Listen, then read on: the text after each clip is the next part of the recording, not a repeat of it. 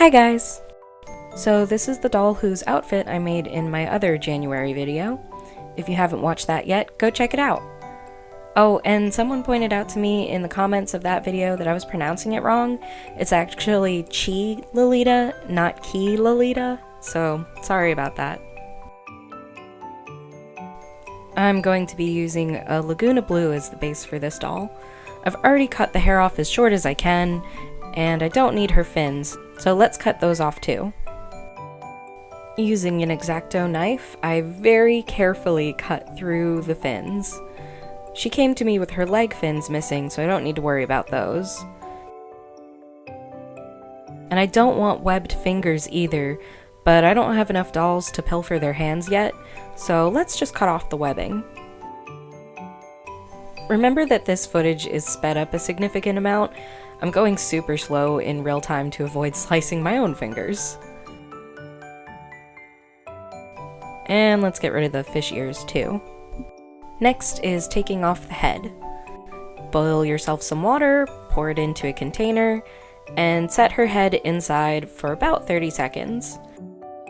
You're trying to make the head nice and squishy so that when you pull it off you don't damage the neck peg inside.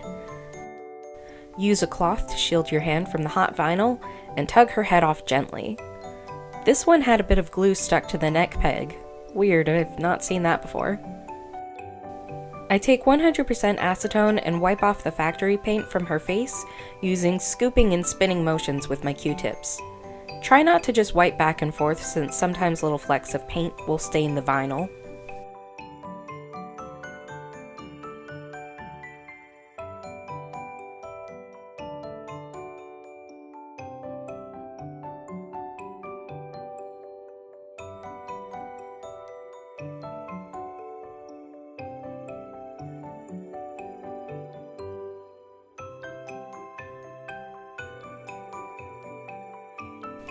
This is actually my favorite part of cleaning the head. It's just super satisfying for some reason. Using some kind of long, thin object, I'm using a chopstick, scrape the inside of her head to pull out chains of glue and hair plugs.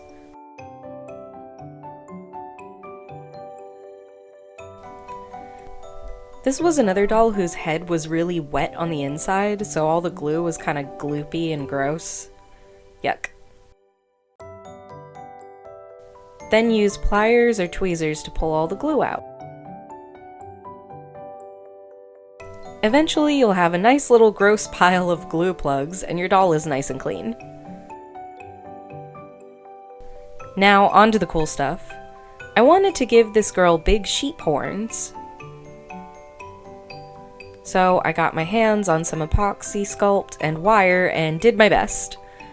I'm going to show you the process of me putting the horns in and everything, but this was my first time sculpting anything, and also my first time with a body mod, so if you're looking for a tutorial, this probably isn't your video, but I'll be mentioning some of the mistakes I made so that hopefully you can avoid them.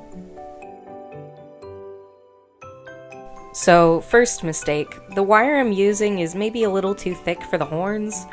I had a difficult time bending it into place once it was inside the head, since I needed a lot of leverage. Because of that, the wires were a little too long, but I figured I could just stick the extra wire back into the head, and then once I put on the epoxy, it wouldn't be a big deal since the epoxy would adhere to the head. It ended up working okay for me, but something to keep in mind if you're doing this on your own.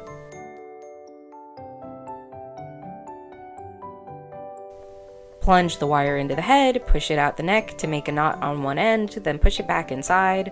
Then, using two pliers, twist it into the shape that you'd like. I'm going for those big curly cues.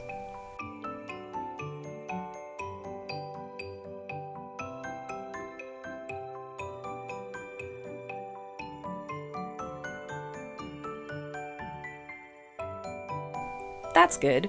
Just about even. I think I can fudge the rest with the epoxy anyway.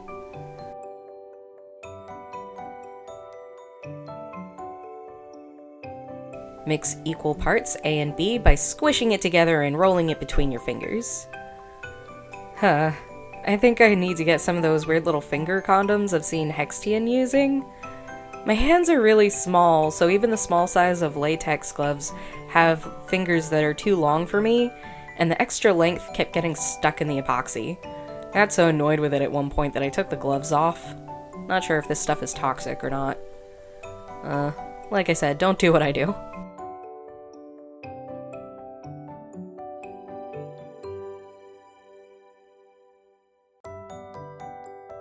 I roll out a snake of epoxy, then sort of smush it onto the horn, doing my best to keep things even and smooth.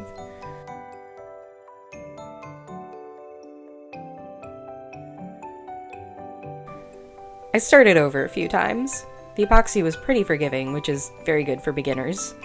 I'd heard some people say it dries too quickly, but I didn't seem to have that problem.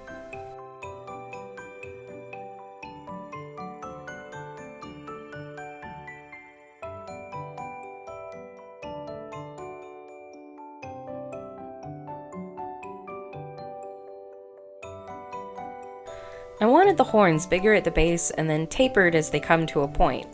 I'm also making them a little square. They're sort of flat on the sides and then rounded at the corner as it turns in. I'm not sure if that's accurate to ram's horns, but I thought it was a neat look.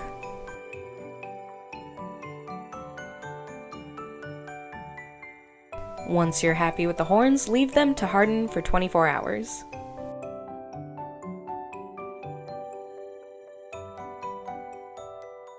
It was around this point that I'd realized I'd made another mistake. I wanted to reroute this doll since I had no idea of how to put a wig onto a girl with giant horns, but the horns are in the way, so I couldn't reroute her.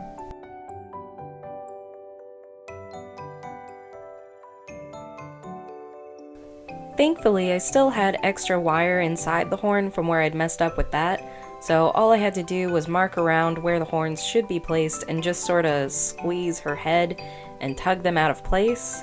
I was very worried about this, but it ended up being fine. After I rerouted her, I just superglued the horns back into place. This was also the point where I should have painted the horns, but didn't. I was able to paint them later, but it was much harder since the hair was in the way. I probably need to start planning my dolls out more than I do right now. You know, create lists and such. Now on to the second big experiment, airbrushing. My dad was nice enough to get me an airbrush as a late Christmas gift, so I'm gonna give her more of a human skin tone. I really prefer human skin tones to the more wild shades that Monster High ghouls come in. Just a personal choice for me. This was my first time airbrushing, so again, if you're looking for a tutorial, this isn't your video. If you want to see some mistakes I made, stick around. When I took her into the garage to spray her for the first time, I was off in a corner with bad lighting, and she came out super yellow, which was almost a human skin tone, but just too yellow. So even though it took me a good 4 or 5 hours to airbrush her the first time, I went back the next day and sprayed her again so that she'd come out more the color I wanted her to. Actually, in this clip she looks sort of right, but I promise she was very yellow in person. Would you guys be interested in a video tutorial on how to airbrush these dolls? I'd have to wait until I was a little better at it, but let me know if that's something you'd like to see in the future. Once she's looking a little pinker, I seal in the paint with a mixture of Duraclear matte varnish and water. I've heard Delightful say she has issues with getting her Duraclear to dry matte, but I didn't run into that issue at all. Maybe because it's a brand new bottle. I'll use it again and keep y'all updated.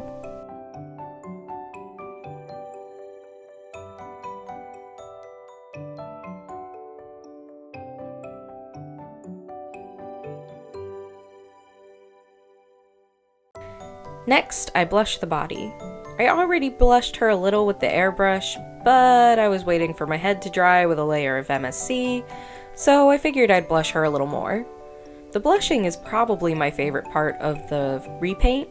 It's always really easy, but it comes out looking really good and breathes a lot of life into the plastic.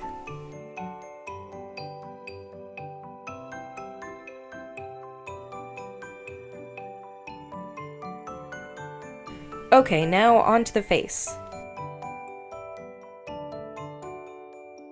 I start out by contouring her cheeks and temples with a mid-brown, then putting a little pink on her cheeks. Since Chi Lolita is a Japanese fashion, I'm definitely going for an Asian face-up. I'm using more Korean makeup tips since those are easier to find on the internet, but it seems to have a lot of overlap with Japanese makeup. So I'm using a natural-ish red as a eyeshadow and keeping it pretty light on the eye makeup. I'm also attempting an ombre lip by pushing red pastels into the crease of her mouth and feathering it out across the lip.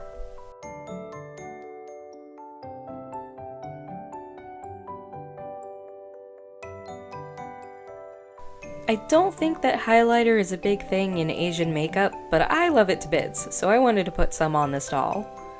I also just got some micro glitter and I've been waiting for this face up to break into them, so let's see how they look. Wow, that's bright. It's perfect. Let's dust just a little onto her face. Unfortunately, the MSC sort of takes a lot of the shine out of the glitter, but you can still see it a little when the sun catches it. Just not as intense as it was before it was sealed. Oh well, that's probably more accurate to Asian makeup anyway. Using a light brown, I sketch out the shape of her eyes and her iris. I still think she's cute, she just didn't end up quite the way I was hoping for. Gotta keep practicing. Maybe I should start sketching when I'm not doing face-ups? I think I'm also running into issues since the only time I do drawing type things is once or twice a month when I draw on a doll. I hear artists talk about warming up, and that seems like a thing that I might need to do since this is another doll I would have liked to have wiped the face and try again. But I felt like I couldn't since I'd airbrushed her and I didn't think I'd be able to match that exact color again.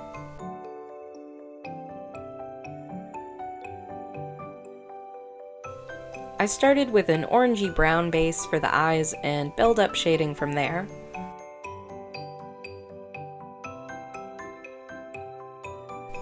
Speaking of airbrushing, my brush got clogged. Again, I'm new to this, so it splattered paint in a number of places. I actually sort of like the look since it looks like she's got small pores and imperfections in the skin, but there were a few places where the paint was a little too thick or maybe scraped off and I needed to do something to hide those areas, so I ended up giving her freckles. My pencils weren't building much, so I switched over to pulling pigment off the pencils pretty quickly. I think that's because of the paint on her head, it just doesn't like being drawn on top of.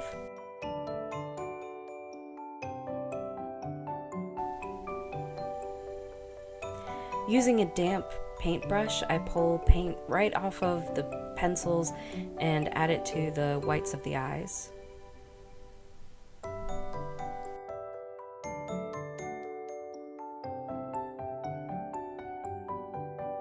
I did a lot of layers on these eyes, trying to go back and forth, pulling out darker colors and trying to add back in the lighter colors. Honestly, I had a lot of issues with these eyes. I definitely need some more practice.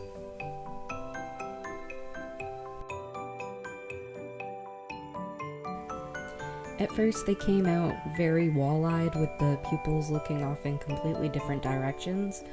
So I had to go back in and make the pupils bigger and sort of shift them around until she's looking now very slightly off to one side, and I actually like that expression quite a bit. Also, when I put in the eyebrows, I tried to put them in a little bit thicker than I usually do, because usually I make my eyebrows very, very thin, and I don't actually like that look. I also was trying to make them very straight because that is a Korean makeup thing where they have very straight eyebrows, whereas Americans, or Westerners I guess, just have very, very arched eyebrows.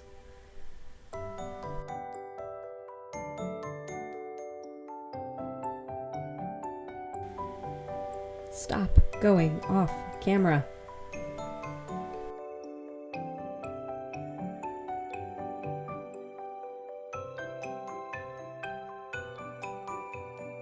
I was having issues with the eye color, and honestly, those micro glitters were calling my name, so I ended up using a lot of glitter in the eyes.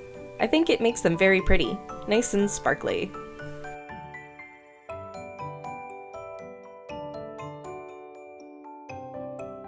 Dot on some pupils and coat the eye in a shiny varnish to seal in the glitter. Don't use MSC on top of those or they'll lose the shine.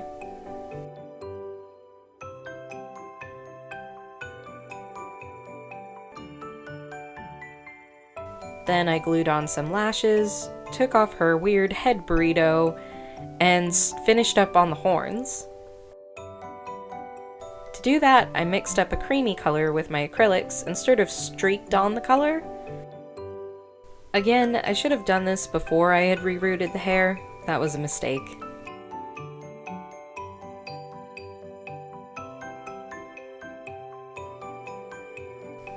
For the hair, I put the head on my mannequin doll and poured boiling water over her head to tame the poof. Give her a quick cut, put her head back on her own body, and she's finished. In the end, I'm glad that I made myself go back and repaint her, even when I really didn't want to. The color came out much better the second time around, and even though it splattered a little, the vague, freckled skin look is very charming. I'm not sure if it's something I could replicate on purpose, so it's just one of those happy accidents. I'm naming her Kiko Kitagawa. For those of you who saw my last video, you might notice that I changed her outfit a little. I wanted it to look a little different, with a bigger flower and a softer skirt, so I remade the whole outfit. But that's good news, since I'm selling the first one on my Etsy. I'll link that in the description box below. I think the Korean makeup looks especially good on Kiko. The blushing on her cheeks is super cute. I'm glad I took more time with this doll. She had to come out great because she's going to be in a giveaway. Check out my Instagram under pastel_Berrie to see how to win her. That link is in the description box too. Thank you so much for watching. If you liked this video, hit that like button and please subscribe. You can follow me on Instagram for behind-the-scene posts, sneak peeks, and of course the chance to win Kiko here. I put out a new video every other Thursday. I hope you have a great week, and bye for now!